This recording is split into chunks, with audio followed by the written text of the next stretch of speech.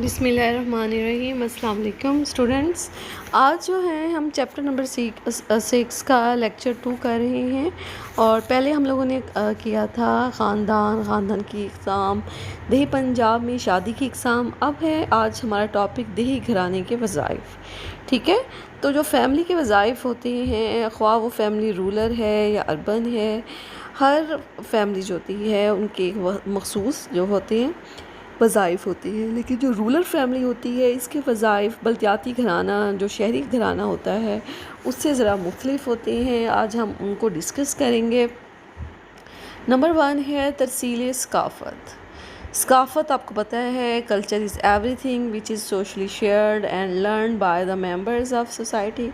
Culture is our every day life, ٹھیک ہے؟ جو ہماری روٹین ہے، ہمارا رہن سہن، ہمارے طور طریقے، ہماری نارمز، ہماری ٹریڈیشنز، ویلیوز، ٹھیک ہے، جو ہے، اور لینگویج، فوڈ، ڈریس، عقائد، بلیفز جس کو ہم کہتے ہیں، سب کلچر میں آ جاتا ہے۔ اور ترسیل ثقافت کیا ہے؟ ترسیل کہتے ہیں ٹرانسمیشن کو، ٹرانسمٹ ہونا، from one generation to another generation. تو ثقافت کا جو ترسیل ثقافت ہے اس میں دیہی گھرانہ جو ہوتا ہے، فیملی بڑا اہم رول ادا کرتی ہے اپنے ممبرز کو، بچوں کو ان کی تربیت کرتے ہوئے انہیں نارمز، ویلیوز، ٹریڈیشنز، رسم و رواج سکھائے جاتے ہیں، کیونکہ پرائمری فیملی جو ہوتی ہے وہ آپ کا پرائمری گروپ ہوتی ہے، اور فرد سب سے زیادہ جو اثر انداز ہوتا ہے اور اس کی تربیت، اس کی شخصیت بنانے میں جو سب سے اہم رول ادا کرتا ہے وہ فیملی انسٹیٹیوشن ہوتا ہے۔ تو اس طرح ان لوگوں کا آپس میں ریلیشن شپ بھی ہوتا ہے، جیسے باپ کا بیٹے سے، ماں کا بیٹی سے، استاد کا شاگرد سے، اور اس باہمی تعلق کی وجہ سے افراد ایک دوسرے سے سیکھتے ہیں اور روایات سیکھتے ہیں۔ اس کو ہم پھر ترسیل ثقافت کا نام دیتے ہیں، ٹرانسمیٹنگ کلچر، جو کہ ایک جنریشن سے دوسری جنریشن میں جو ہے وہ ٹرانسمیٹ ہوتا ہے۔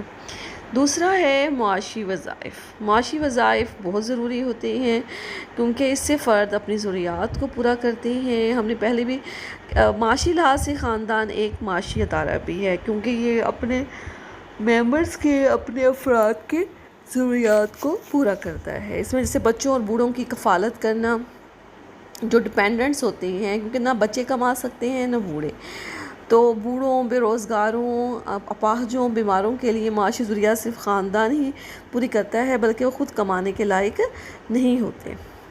پیشہ ورانہ تربیت، بچوں کی جو رول ٹریننگ ہوتی ہے، اسے گاؤں میں دیکھتے ہیں کہ چھوٹی سی عمر سے بچے جو ہوتے ہیں کہ اپنے باپ کے ساتھ کھیتی باڑی کرنے لگ جاتے ہیں، بچیاں ماں کے ساتھ ہاتھ بٹاتی ہیں، تو اس طرح بہت چھوٹی عمر میں جو ہے ان بچوں کی پیشہ ورانہ تربیت ہونا شروع ہو جاتی ہے۔ جو ان کے پیرنٹس کا آکوپیشن ہوتا ہے وہی بچے جو ہے وہ جلدی سیکھ لیتے ہیں۔ اس کے علاوہ معاشی تربیت، وہی جو میں ابھی بات کر رہی تھی کہ جو پیرنٹس کا آکوپیشن ہے بچے اس کو سیکھ لیتے ہیں۔ اس کے علاوہ بچوں کی جو اکنامک ٹریننگ ہوتی ہے تاکہ بچے جلد اپنا معاش کمانے کے قابل ہو جائیں، انہوں اس دولت کے استعمال کی تربیت بھی دی جاتی ہے، خاندان اپنے افراد کو کرتا ہے، جس میں فضول خرچی اور کنجوسی دونوں کو ناپسند کیا جاتا ہے، اور خرچ کو آمدنی کے مطابق مرتب کیا جاتا ہے۔ آمدنی جیسے کہ 2 فصلیں ہوتی ہیں، ربیع اور خریف کی، صحیح اس پر آمدنی ہوتی ہے، جبکہ اخراجات سارا سال چلتے رہتے ہیں، تو وہ کپڑا، دوسری روزمرہ ضروریات کی اشیاء اکثر ادھار لیتے ہیں، اور جب فصل آ جاتی ہے اس پر اپنے ادھار کو چکا دیتے ہیں، اور جو بچت ہوتی ہے وہ علاج معالجے پر، لباس پر، اجناس پر، شادی بیاہ پر، بیج، کھاد، قیمت ادویات کی خریداری پر صرف کرتے ہیں۔ بچیوں کی گھریلو کام کی تربیت۔ گاؤں میں، دیہی علاقے میں بچوں کی بھی جو ہے شروع سے ہی گھریلو کام کی تربیت شروع کر دی جاتی ہے۔ بچیوں کو ماں کے ساتھ گھر کا کام بٹانا، بچیوں کو بننا، سینا، کھانا پکانا، گھر اور کپڑوں کی صفائی وغیرہ سکھائی جاتی ہے۔ لیکن جو گاؤں میں خواتین ہوتی ہیں، کیونکہ وہ اپنے مردوں کے شانہ بشانہ کھیتوں میں بھی کام کرتی ہیں، اس لیے انہیں کم موقع ملتا ہے کہ وہ اپنے بچوں کو جو ہے ان کی ٹریننگ پہ اہم رول ادا کریں، اس لیے وہ اپنی لڑکیوں کی مدد سے جلد کام کر لیتی ہیں، اس لیے وہ ان کو جلد جو ہے گھریلو کام سکھا دیتی ہیں تاکہ وہ بھی ان کا ہاتھ بٹا سکیں۔ مذہبی اور معاشی اقدار کی تربیت۔ مذہبی اور معاشی اقدار کی تربیت جو کہ بہت زیادہ ضروری ہے کہ ریلیجیس ویلیوز اور معاشی جو اقدار ہیں وہ بچوں کو سکھانا چاہیے تاکہ بچے سچ بولیں، جھوٹ نہ بولیں، ناپ تول میں کمی نہ کریں، امانت میں خیانت نہ کریں، دھوکہ نہ دیں، چوری نہ کریں وغیرہ ایسے معاشی معمولات ہیں جو گھر میں بچوں کو سکھائے جاتے ہیں۔ والدین اپنے بچوں کو ان باتوں کی پوری تاکید کرتے ہیں۔ اس کے بعد آ جاتے ہیں ہم تعلیمی وظائف پر۔ تعلیمی وظائف ہوتے ہیں وہ بھی ایک بڑا اہم فنکشن ہے خاندان کا، کیونکہ خاندان جو ہوتا ہے وہ اپنے افراد کے لیے تعلیمی وظائف سر انجام دیتا ہے۔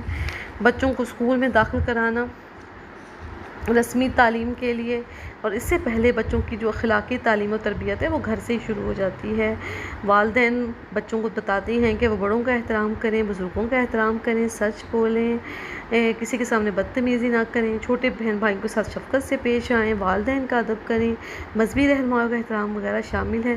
تو خاندان میں یہ ساری تربیت بچوں کو دی جاتی ہے، اور کوئی بچہ جب ان معروف آداب کی خلاف ورزی کرے تو اسے سختی سے ڈانٹ کر ان معمولات پر عمل کرایا جاتا ہے۔ رسمی تعلیم کا حصول۔ بچوں کی ٹریننگ تو بچپن سے شروع ہو جاتی ہے، لیکن جب بچے اس ایج میں پہنچ جاتے ہیں کہ انہیں پھر فارمل ایجوکیشن کے لیے اسکول میں داخل کرایا جاتا ہے، بچوں کو تعلیمی تربیت کے مواقع فراہم کرتا ہے۔ خاندان عام طور پر لڑکوں کو اسکول بھیجا جاتا ہے جبکہ بہت کم لڑکیاں اسکول جاتی ہیں۔ لڑکیوں کے لیے وہ گھریلو کاموں کی تربیت ہی کافی سمجھ جاتی ہے، اور زیادہ سے زیادہ یہ کہ قرآن کریم پڑھ سکیں۔ اس کے بعد ہے دینی تعلیم بھی جو ہے ہر بچے کے لیے لازمی سمجھی جاتی ہے۔ گاؤں کے مولوی صاحب اس فرض کے لیے منتخب کیے جاتے ہیں جو بچوں کو اور بچیوں کو جو ہے قرآن پاک کی تعلیم دیتے ہیں۔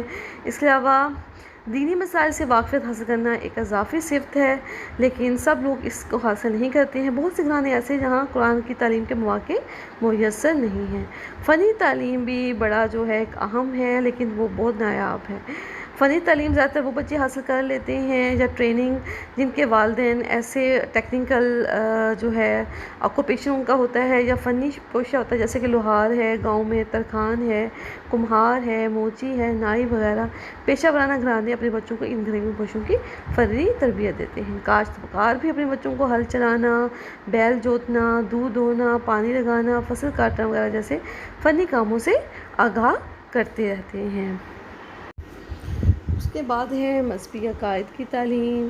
خاندان جو ہوتا ہے وہ بچوں کے مذہبی عقائد کی تعلیم میں بھی بڑا اہم رول ادا کرتا ہے، اور یہ والدین کی ذمہ داری ہوتی ہے کہ وہ بچوں کو مذہبی عقائد سے، دینی تعلیم سے روشناس کرائیں۔ ٹھیک ہے، گھر کے بزرگ چھوٹے بچوں کو مذہبی عقائد، مذہبی رسومات، مذہبی اصولوں کی تعلیم کے حق کی تعلیم دیتے ہیں، اس کو بارے میں بتاتے ہیں۔ عیدین، رمضان المبارک، محرم الحرام، معراج النبی صلی اللہ علیہ وآلہ وسلم، نماز جنازہ، تدفین میت، ختنہ، نکاح مسنونہ، طلاق، ذبح، حلال و حرام کی شناخت وغیرہ، جو کہ ہمارے بے شمار مذہبی عقائد ہیں جو ہماری معاشرتی زندگی میں پائے جاتے ہیں۔ ان کے متعلق معلومات حاصل کرنا بھی ہر مسلمان کے لیے لازمی سمجھا جاتا ہے، اور یہ خاندان کا سب سے بڑا اہم رول ہوتا ہے۔ اس کے بعد آ جاتے ہیں ہم تفریحی وظائف کی طرف۔ تفریح جو ہوتی ہے وہ بھی معاشرتی زندگی کے لیے بہت ضروری ہے، کیونکہ انسان جب سارا دن تھکا ہارا ہوتا ہے یا اس کا ذہن الجھا ہوتا ہے جسمانی اور ذہنی لحاظ سے، تو تفریح جو ہوتی ہے فرد کے موڈ کو لائٹ اپ کر دیتی ہے، اسے ریفریش کر دیتی ہے۔ تو دیہی گھرانے جو ہوتے ہیں سادہ قسم کی تفریحات گھر میں ہی مہیا کی جاتی ہیں، جیسے کہ گاؤں وغیرہ میں شادی بیاہ کی تفریح بھی شادی کے موقع پر ڈھول بجانا، ڈھولک رکھنا، جھومر ڈالنا، اس کے ساتھ عورتیں گیت بھی گاتی ہیں۔ کھیل و تفریح میں پائی جاتی ہیں روزمرہ زندگی میں، جس میں بچے کبڈی کھیلنا، کشتی لڑنا، دوڑنا، چھلانگیں لگانا، آنکھ مچولی، بازو پکڑنا، اونٹ، گھوڑے اور بیل کی دوڑ کے مقابلے وغیرہ شامل ہیں۔ عورتیں بھی رات کو سوتے وقت بچوں کو جنوں، بھوتوں، پریوں کے قصے سناتی ہیں۔ اس کے بعد ہے میلے کی تفریح۔ میلے جو اکثر دیہی علاقوں میں منعقد ہوتے ہیں، یہ بھی ان کے لیے بڑا تفریح کا ذریعہ ہوتا ہے۔ لوگ عید کی طرح تیار ہو کر میلے عرس میں جاتے ہیں۔ دور دور کے گاؤں سے بھی لوگ اس گاؤں میں جہاں میلہ منعقد ہوتا ہے اس کو اٹینڈ کرنے کے لیے آتے ہیں۔ مختلف قسم کے ٹھیلے لگتے ہیں، ہر قسم کی کھانے پینے کی اشیاء بھی اس میں ہوتی ہے۔ اس میں تھیٹر بھی ہوتا ہے میلے میں، اس میں سینما بھی ہوتا ہے، بعض سرکس بھی جو ہوتی ہے وہ بھی ایک بڑی تفریح ہوتی ہے کسی گاؤں میں۔ اس کے علاوہ تفریح کے لیے کئی خاندان television, tape record, radio set کا استعمال بھی کرتے ہیں۔ بچے گانے سنتے ہیں، کہانیاں سنتے ہیں، ڈرامے دیکھتے ہیں اور دیگر قسم کے پروگرام میں بھی دلچسپی لیتے ہیں۔